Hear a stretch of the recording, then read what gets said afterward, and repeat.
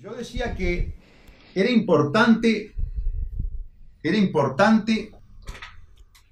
recoger el testimonio de estos frenteamplistas que aceptan lo que el doctor Salle viene denunciando hace años a la justicia. Que esta es una fuerza política corrupta, es una fuerza política que ha saqueado a los uruguayos.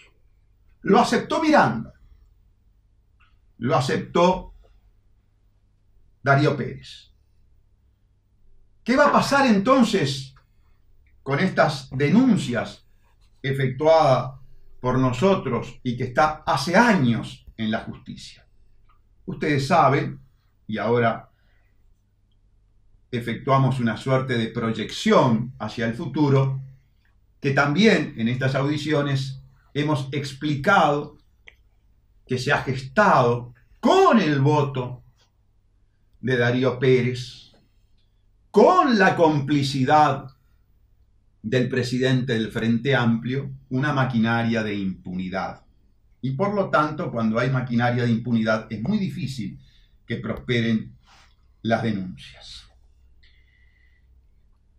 Referente a las confesiones de Miranda, yo ya he tenido en otra emisora, en Radio Felicidad de Paysandú, un editorial específico respecto a esas declaraciones. Allí señalaba, y quiero reiterar hoy por la importancia del tema, que si bien es cierto que el pedido de perdón estuvo referido a los actos de corrupción, al presidente del Frente Amplio hay que recordarle que hay otros comportamientos que desde el punto de vista emocional, afectivo, desde el punto de vista moral, son tal vez más graves que el problema de la corrupción, que el problema que se resume en dinero.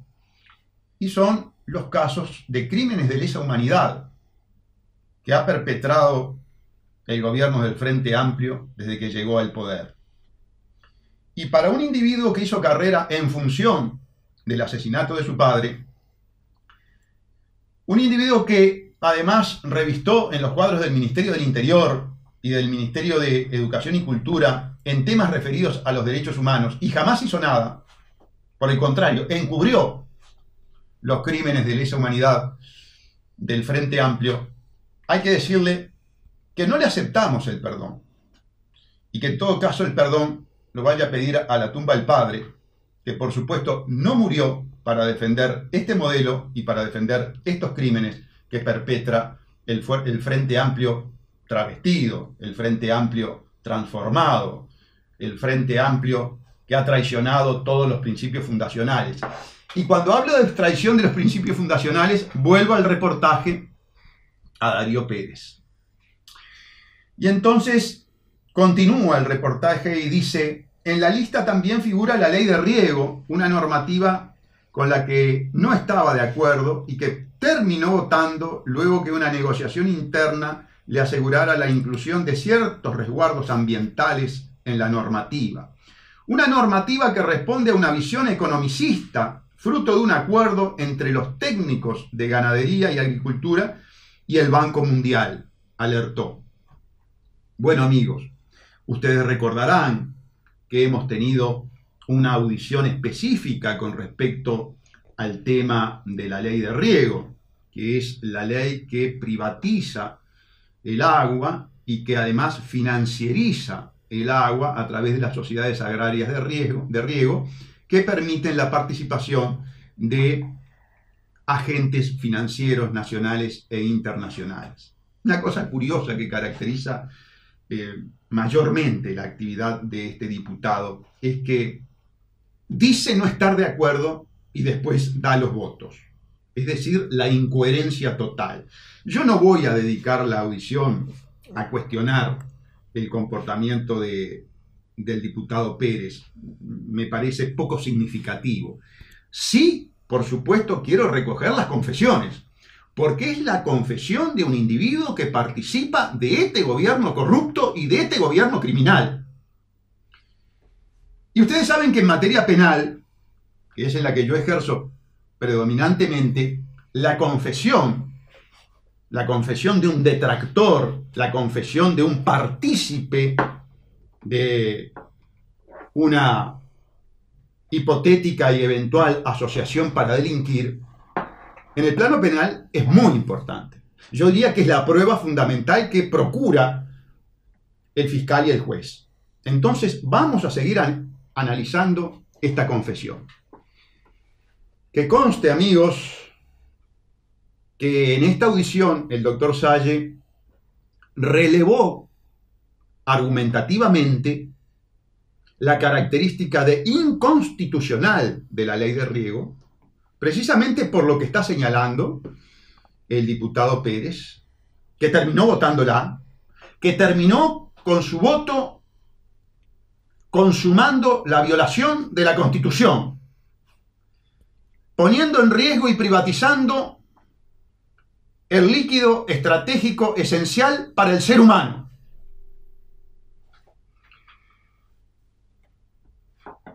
Una actitud que verdaderamente no comprendemos y que obviamente no disculpamos de ninguna manera. Pérez es un frente amplista, forma parte de esta fuerza política corrupta, jamás denunció en la justicia todo esto que está poniendo de manifiesto, y que si algo es importante de estas declaraciones es precisamente hacer lo que estamos haciendo hoy, capitalizarlo como prueba del acerto de nuestras afirmaciones y de nuestra actitud para con esta fuerza política. Banco Mundial acordando, por supuesto, con el gobierno de Astori, con el gobierno de Vázquez. ¿Por qué menciono a Astori? Primero, porque es el nexo entre el sistema financiero internacional y el gobierno del Frente Amplio. Es el cipayo que se encarga precisamente de que el gobierno tenga un comportamiento de fidelidad ortodoxa con respecto a los lineamientos que vienen de esos organismos multilaterales al servicio, como tantas veces lo hemos dicho, de la oligarquía banquera internacional. Estas confesiones vienen desde el interior del Frente Amplio. Atención, frente amplistas. No es el doctor Salle a quienes gran cantidad de los frente amplistas buscan estigmatizar como el loco. No, no.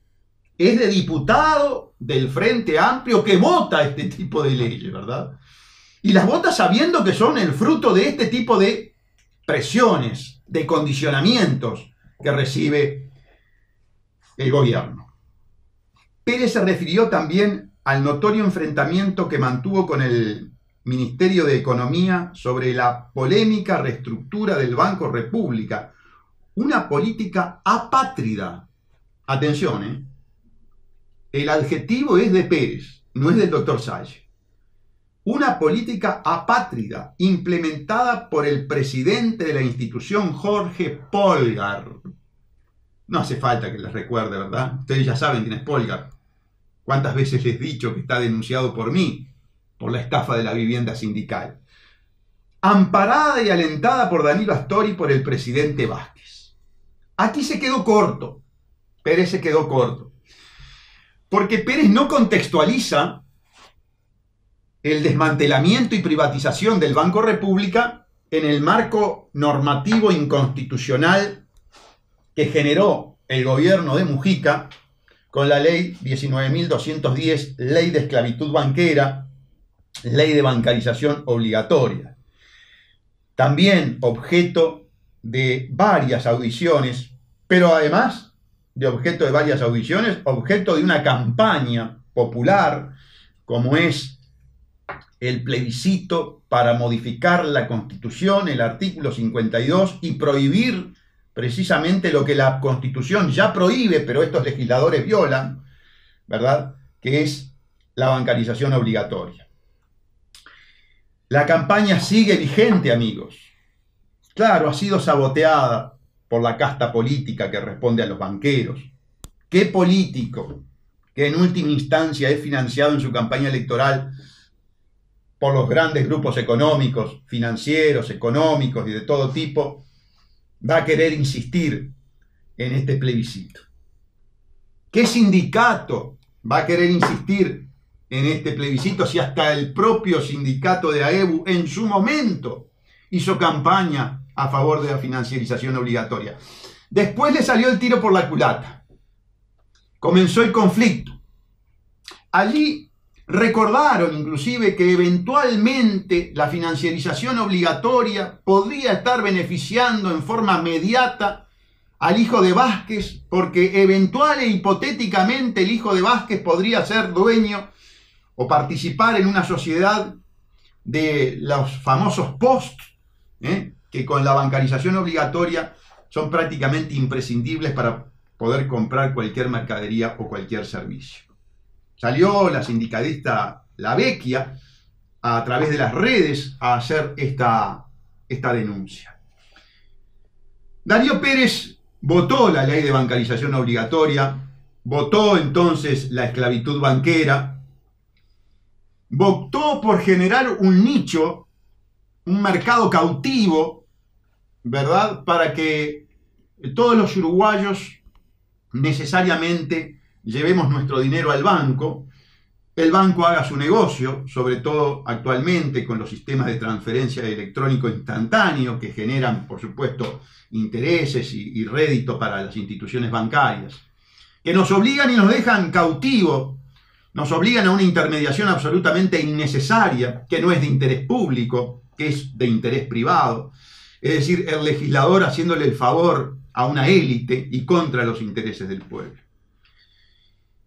Y aquí denuncia lo que tantas veces dijimos en estas audiciones, la función de Terminator Polgar, que por algo le llamamos Terminator, porque ya cumpliendo los designios del Fondo Monetario Internacional y del Banco Mundial, liquidó al banco hipotecario como un banco de esencia social, de esa esencia que sugirió e informó su creación, su primera carta orgánica. Lo que sucede es que los banqueros internacionales no quieren ese tipo de banco porque es una competencia. Le quitan, ¿verdad?, espacios del mercado. Y son tan avaros estas lacras de los banqueros, que ni siquiera pueden permitir que los sectores menos favorecidos, que los sectores, digamos, expoliados por ellos, tengan este tipo de instituciones para paliar la expoliación. Y entonces le imponen a estos gobiernos, que se llaman de izquierda, pero que son funcionales, como lo describe Pérez, no como lo describe Salle, como lo describe Pérez, son funcionales a esos grupos que tienen herramientas muy eficientes como son los organismos internacionales de crédito, Banco Mundial, Fondo Monetario Internacional, como son las instituciones privadas de las calificadoras de riesgo, que tantas veces nosotros en esta audición, que por algo la llamamos El Poder Real, las hemos analizado. Es decir, entonces, que tenía razón Salle cuando decía que Polgar era llevado al Banco República para liquidar al Banco República. Porque privatizar, como está haciendo Polgar, áreas sensibles, importantes del Banco República, para una institución que además cuenta con todos los recursos humanos y tecnológicos como para realizar esa gestión, solamente se puede explicar en función de una actitud de cipallismo total y absoluto ante el condicionamiento que acabamos de referir. Pero yo tengo que recordar que este tipo de sujetos, como Polgar, que va a liquidar el banco hipotecario en su función social, haciendo el mandado a la oligarquía financiera, es el que denunció el doctor Salle por corrupción. Quiero ser bien claro. El doctor Salle tiene denunciado al economista Jorge Polgar por acto de corrupción. Jorge Polgar firmó junto a Audala y Castillo un contrato impresentable, un contrato nulo, un contrato entre el banco hipotecario y una persona jurídica que no existe, que no es tal, que es el PIT-CNT, y que ya se han registrado sentencias en el ámbito civil y en el ámbito penal que afirman sin lugar a duda lo que se está diciendo en esta audición. No son personas jurídicas y por lo tanto no tienen capacidad de contratar. Y Jorge Polgar, presidente del Banco Hipotecario, institución referente en materia contractual, allá donde van a morir todos los escribanos a pedir consejo de cómo hacer tal o cual escritura, ese presidente de ese banco firma un contrato absolutamente nulo que sirve para que la burocracia sindical salga a estafar a sus obreros y a empresarios nacionales e internacionales. Por supuesto, amigos, la maquinaria de impunidad. Allí está congelado, como que estuviera en Filadelfia actualmente, donde hace 14 grados bajo cero. Allí está el expediente de la estafa de las viviendas sindicales. La reestructura del Banco República, dice Pérez, es una traición a los lineamientos históricos del Frente Amplio con respecto a las empresas públicas. Yo voy a repetir. Estas son palabras de Pérez, ¿eh? Traición. Traición. Ustedes en esta audición la escuchan muy a menudo, ¿verdad? La reestructura del Banco República es una traición a los lineamientos históricos del Frente Amplio con respecto a las empresas públicas. Vaya si lo es, sin lugar a ninguna duda. Pérez votó todas las leyes que nosotros denunciamos como ingeniería jurídica para el saqueo. Son las leyes que permitieron que el dinero de las empresas públicas fuera a parar a una sociedad anónima donde el Estado no puede controlar la gestión del directorio. El ejemplo más típico es la empresita Riclur, que funcionaba en la calle La Comparsita y cuya presidente era Marta Jara, la ingeniera Marta Jara. ¡Qué casualidad! Después que nosotros la denunciamos penalmente por lo que nosotros entendemos la estafa de la regasificadora, que no la hizo sola, que participó Mujica, por supuesto, que participaron los 3 estudios más grandes, estudios jurídicos más grandes. Ustedes recuerdan el video de Esta boca es mía, donde yo le digo al presidente, que es responsable, en aquella época presidente, ahora senador, que había perpetrado esa estafa, ¿verdad? Bueno, aquí se viene a confirmar lo que nosotros estamos diciendo. Traición a los lineamientos fundamentales, fundacionales del Frente Amplio. Vamos a ir a la pausa y vamos a seguir con las confesiones de los Frente Amplistas. Que tiene Vázquez y Bonomi, que se llaman Las Rosas. Para mejor le ponen esos nombres eufemísticos, Las Rosas. Allí hay violación permanente, contumaz de los derechos humanos por el hacinamiento, ¿verdad? Por la falta de recursos humanos y económicos. Jamás el diputado Pérez por Maldonado hizo un planteamiento sobre los crímenes de lesa humanidad que perpetra Vázquez y Bonomi en Las Rosas, como también lo hacen en el CONCAR, como también lo hacen en el penal de Libertad. Y tampoco el diputado Pérez alzó la voz para denunciar el terrorismo de Estado por omisión. Terrorismo de Estado por omisión que lleva a que, porque el presidente no cumple con lo que le ordena el artículo 168, numeral primero de la Constitución, sucede todo tipo de asesinatos. El último que ha conmovido enormemente, inclusive a la propia familia policial, es la muerte de su oficial mayor Moreira, creo que es el apellido de él, que era este funcionario policial que estaba en Mercedes y Gaboto y trató de impedir una rapiña y recibió 4 impactos de bala, un padre de familia de 44 años de edad que obviamente enlutó al país unos días antes de las fiestas tradicionales. Todo ello es producto, amigos, no podemos desvincular, no podemos seccionar, atomizar el nexo causal, ¿verdad?, entre la política del Frente Amplio y estos resultados, que es la crisis de seguridad interna que vive el país. ¿Por qué? Porque siguiendo precisamente el razonamiento de Darío Pérez como Frente Amplista, refiriéndose a los aspectos fundacionales del Frente Amplio, en la historia del Frente Amplio, la criminalidad está directamente vinculada por una relación causa-efecto con la política económica, social y educativa. A no olvidarse que la izquierda asociaba, cuando gobernaban los partidos tradicionales, la criminalidad con el modelo. Y está correcto, y es así.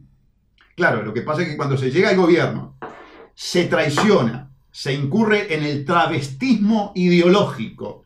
¿Qué es travestismo ideológico? Es mostrarse de una manera diferente a la propia esencia, ¿verdad? Que es lo que sucede con el travestido. El travestido adopta toda una exterioridad femenina, ¿verdad? Y no obstante su esencia es masculina. Con el Frente Amplio el travestismo es ideológico. ¿Por qué? Porque adopta todo un discurso, toda una retórica, ¿verdad? Empalagosamente de izquierda, y sin embargo en los hechos lleva una política ortodoxamente procapitalista, proimperialista, expoliatoria, reprimarizadora, corrupta. Por eso nosotros apelamos a esa calificación de travestismo ideológico. Y travestismo ideológico es traición. Por eso está bien la conceptualización que hace Pérez referente a la traición de los lineamientos históricos del Frente Amplio con respecto a las empresas públicas. Pero no hay que irse, Pérez, a 1971, al 5 de febrero de 1971. Basta retrotraernos 14 años, al 2004, cuando el Frente Amplio, con Vázquez a la cabeza, lleva adelante la reforma del agua. Y antes, pero no tan atrás en la historia, cuando se oponen a la privatización que quería llevar adelante Luis Alberto Lacalle. Pero con una diferencia, que hasta se la reconocí personalmente al doctor Lacalle, que Luis Alberto Lacalle es coherente a lo largo de la historia con su ideología. Siempre defendió al capital, a la empresa privada. Siempre quiso tener muy buenas relaciones con los Estados Unidos. Y yo lo respeto y vuelvo a repetir, personalmente coincidimos en el aeropuerto de Barajas y tuvimos una charla, 2 veces coincidimos en el aeropuerto y tuvimos unas charlas políticas. Ahora, el Frente Amplio toda la vida apedreó, pero violentamente, esa ideología privatista, esa ideología en favor de la relación colonial con la matriz imperial de los Estados Unidos. En los hechos, amigos, resulta que Sanguinetti, Lacalle, Vázquez resultaron en ese aspecto verdaderos nenes de pecho comparado con lo que fueron los gobiernos de Mujica y Sendik en lo que a cipallismo y entrega al imperialismo se refiere. Y aquí está el reconocimiento que hace Pérez, ¿verdad? Traición. Traición a los postulados fundacionales referente a las empresas públicas. La peor privatización. La privatización que deja sin ninguna posibilidad de control, pero además una privatización con dinero del pueblo. Gas de Sayago no es que se funda una empresa petrolera extranjera. No, es con el dinero nuestro. Y con el dinero nuestro viene un particular y hace lo que quiere y no la podemos controlar, como hizo Marta Jara en la regasificadora con Gas de Sayago. Y después Vázquez la premió. Y una ex integrante del establishment de Shell resulta que reflota el nefasto tema de la regasificadora con Shell. No basta que se le haga la denuncia por el tema de la regasificadora en sus primigenias actitudes, sino que reincide con una aparente conjunción del interés público con el privado, porque normalmente estas empresas le pagan a sus CEO, es decir, a los integrantes ejecutivos, con acciones, ¿verdad? Tienen premios muy importantes. Y se le paga con acciones. Entonces, no es de extrañar, yo no tengo la certeza, tampoco los medios para poder investigar, que Marta Jara sea accionista de Shell y se reflota sin licitación en este tipo de negociaciones secretas, para mí corruptas, se reflota el tema con Shell. Pero sigo con Darío.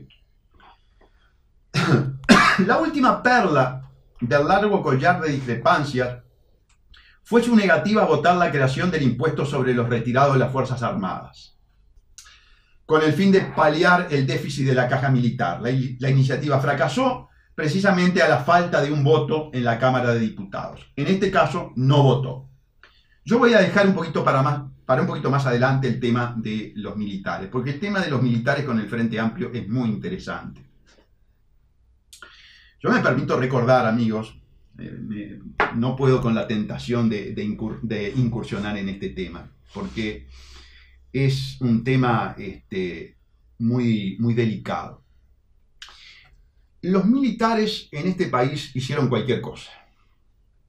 Llevaron preso a jovencitas, jovencitos, ¿verdad? Menores de edad, los torturaron. Torturaron y mataron embarazadas, ¿verdad? Hicieron cualquier barbaridad. Hicieron cualquier barbaridad. ¿Por qué hicieron eso?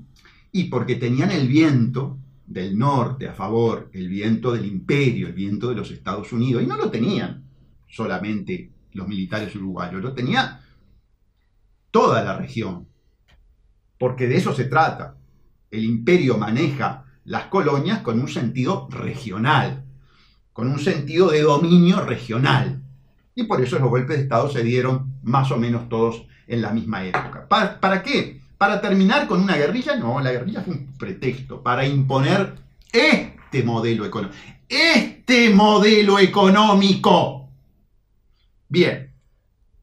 Ahora resulta que la misma institución que cometió esas atrocidades, porque tenía el viento a favor del imperio, resulta que ahora se encuentra del otro lado del mostrador. Y se encuentra con que los perseguidos del pasado, por su traición, por su corrupción, por su travestismo ideológico, ahora tienen el viento a favor de la Embajada de los Estados Unidos, de la Central de Inteligencia Americana. ¿Cómo no va a ser ello así si el presidente actual es un agente de la CIA? Entonces, ahora el Frente Amplio, trabajando para el imperio, profundizando la política de la dictadura militar, con una actitud sin duda revanchista, va por los militares. Y resulta que aquella institución que era tan guapa, que se comían los niños crudos, cuando tenía la bandera de las estrellitas a favor, ahora tienen que soportar el tacto rectal que les hace el Frente Amplio. ¿Se dan cuenta el poder del imperio lo que es? ¿Se dan cuenta cómo la historia del Uruguay nos muestra que de acuerdo a cómo uno se posiciona con respecto al imperio es el tipo de actitud que puede adoptar?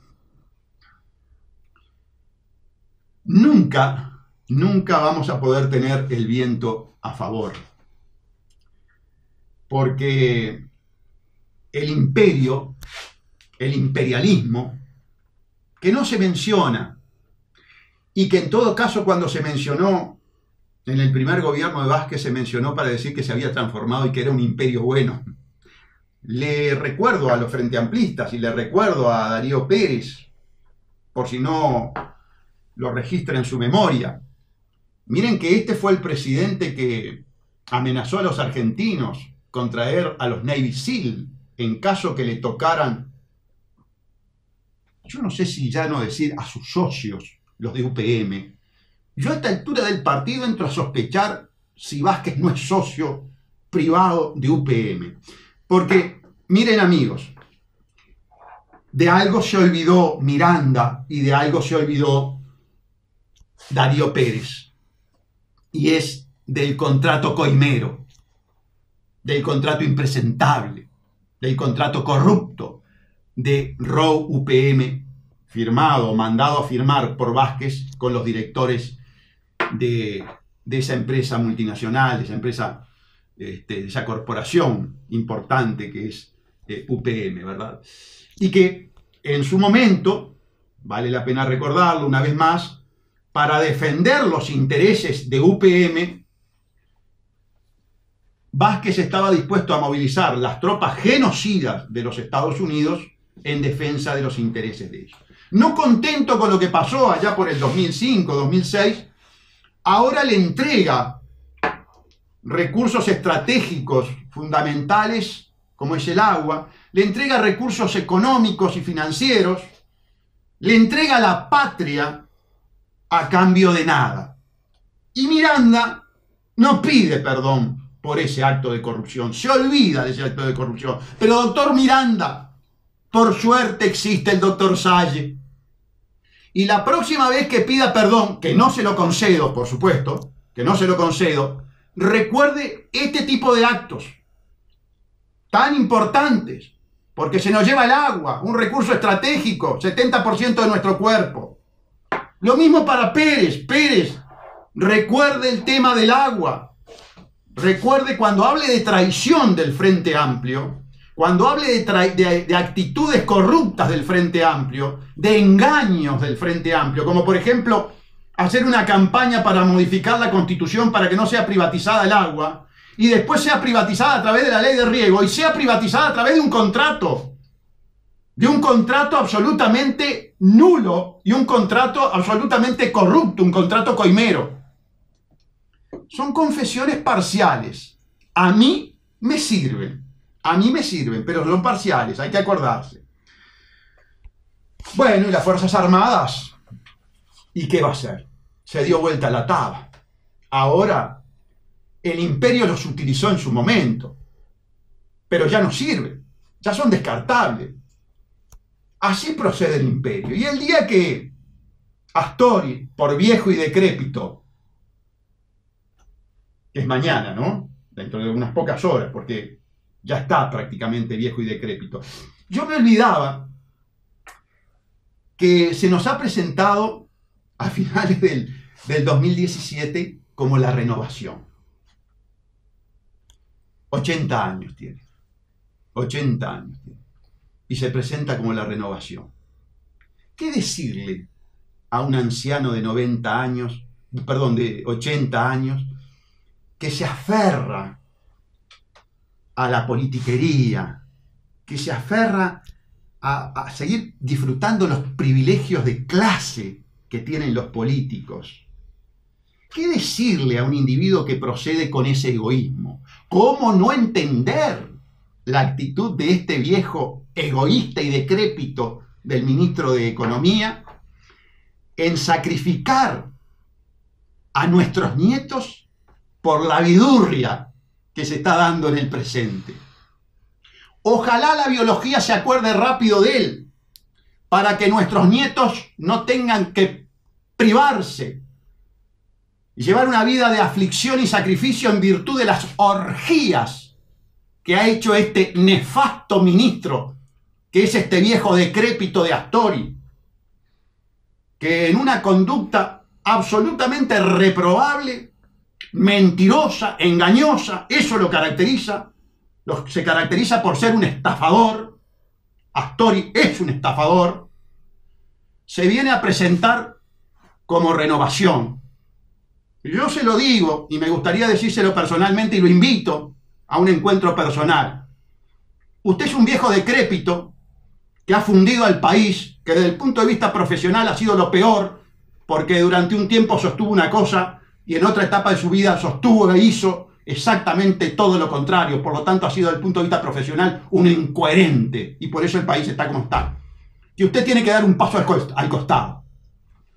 No porque lo que venga del Frente Amplio sea mejor, por supuesto que no es así, pero simplemente por una cuestión de no ser egoísta.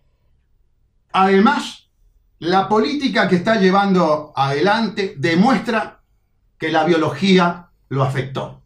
No se puede explicar si no es porque su cerebro no esté funcionando ya adecuadamente.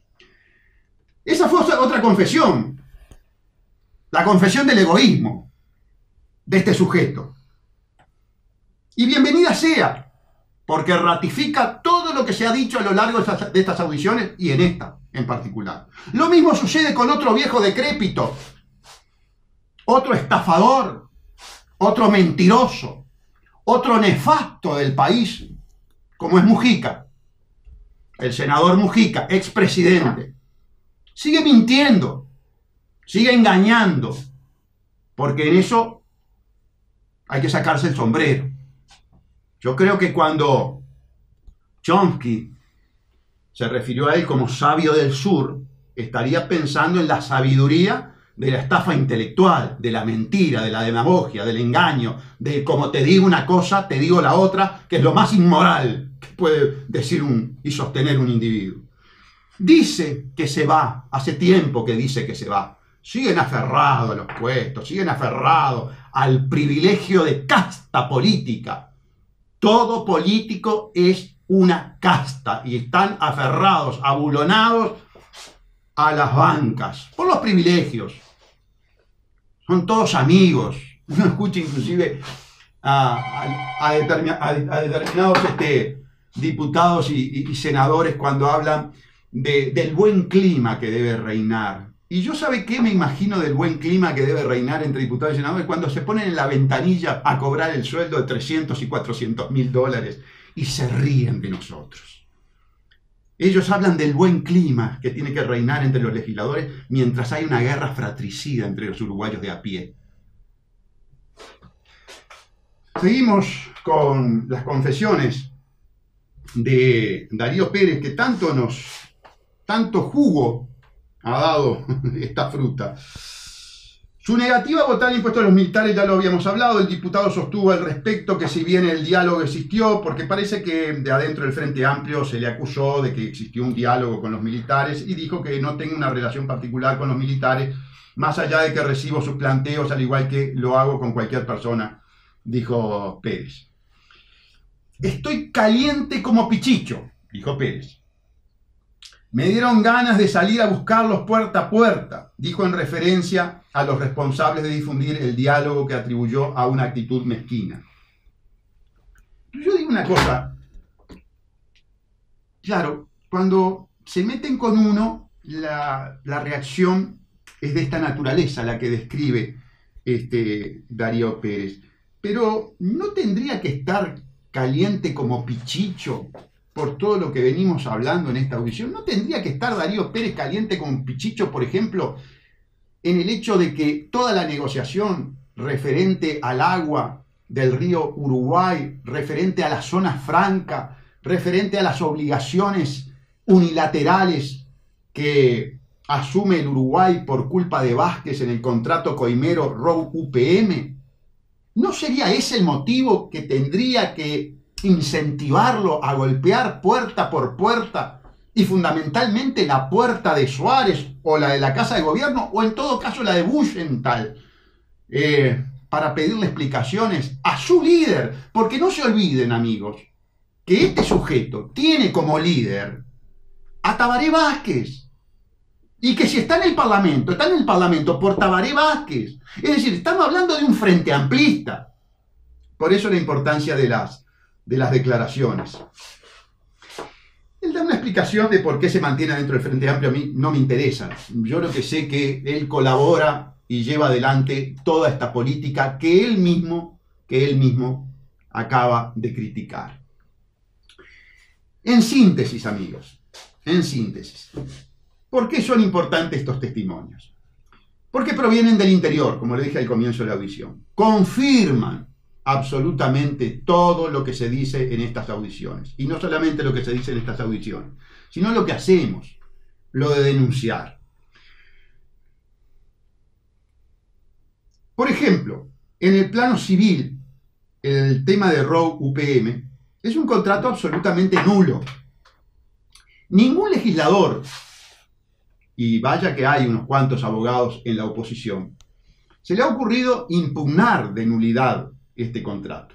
Nosotros, junto al ex fiscal y actual abogado en ejercicio de la profesión, doctor Enrique Viana, con su enjundia jurídica, con sus conocimientos, vamos a iniciar, como lo hicimos en Pluna, en su momento, acompañados por el doctor Ramiro Chimuris, vamos a iniciar acciones cautelares, es decir, tratar de impedir que se lleve adelante el contrato UPM, tratar de impedir que Rossi comience a gastar el dinero en la vía férrea, en el puente, en el viaducto sobre la vía, sin saber si UPM se instala, y en función de un contrato que es nulo, por abusivo, por leonino, pero fundamentalmente por un aspecto técnico, porque no tiene obligaciones recíprocas, no tiene lo que se llama, y yo ya lo he dicho en estas audiciones, el sinalagma funcional de los contratos.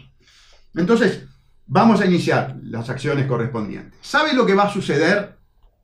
Ya les adelanto, porque hay maquinaria de impunidad en el aspecto penal y hay maquinaria de impunidad en el aspecto civil, por supuesto. Ustedes no se olviden, amigos, es bueno repetirlo, que subyace en todo el tema de la justicia nada más y nada menos que el poder de la logia. No olvidar. Yo tengo que empezar el 2018 diciéndole que todos estos temas se hablan primero a nivel de la logia. Me estoy refiriendo de la masonería. La Suprema Corte de Justicia es un nicho masónico.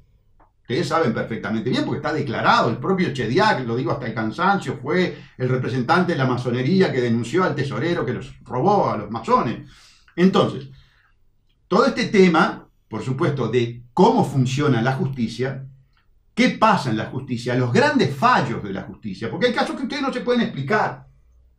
Entonces dice, me acaban de escuchar, las confesiones en materia penal son importantísimas. Todo el nuevo código del proceso penal se estructuró en base a las confesiones. Y tenemos un caso donde 2 enfermeros confesaron 4 veces determinados hechos criminales y resulta que esas confesiones no sirvieron para una sentencia condenatoria. Al contrario, tuvieron una sentencia absolutoria y ahora le están reclamando al Estado y hasta a los testigos que testificaron contra ellos. Soy el abogado de varios testigos que testificaron contra ellos. Es decir, confesiones contextualizadas con testimonios incriminatorios terminan en absolución.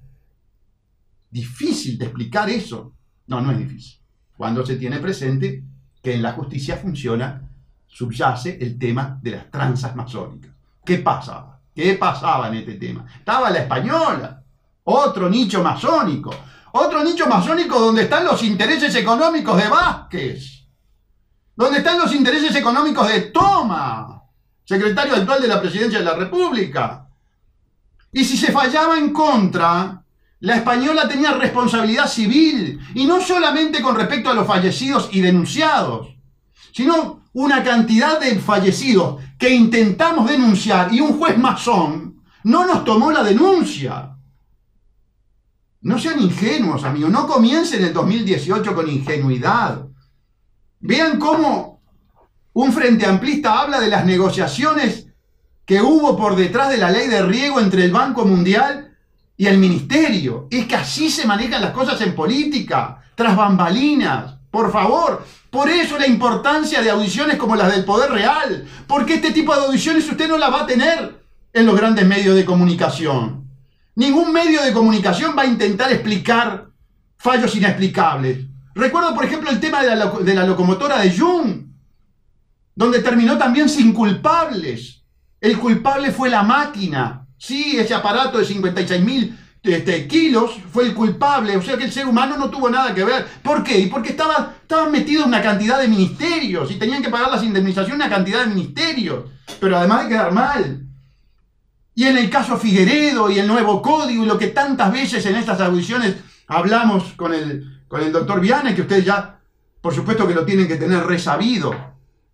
Entonces, cuando impetremos las medidas cautelares y la acción de nulidad, muy probablemente, el juez nos diga, no tienen legitimación activa. Es decir, no se nos reconoce capacidad para defender los intereses de la patria, para defender la soberanía. Y a ese juez que va a fallar de esa manera, y ya lo sabemos, le tenemos que decir que la soberanía radica en el pueblo, y que el pueblo entonces tiene una cuota parte, cada ciudadano tiene una minúscula cuota parte de soberanía, y por tener una minúscula cuota parte de soberanía, señores masones de la justicia, tenemos legitimación activa y podemos pedir y podemos impedir que se traicione a la patria, como es el acto del contrato Roe-UPM, una traición a la patria. Bueno, nos seguiremos reencontrando a lo largo del 2018 y profundizando temas internacionales que nos quedaron por el camino, que son importantes, como es, por ejemplo, el anuncio de la implosión del dólar en el 2018, según uno de los economistas que vaticinó la crisis del 2008, y el surgimiento de un nuevo fraude, de un nuevo manejo de los grandes grupos de poder financiero internacional, como son las criptomonedas.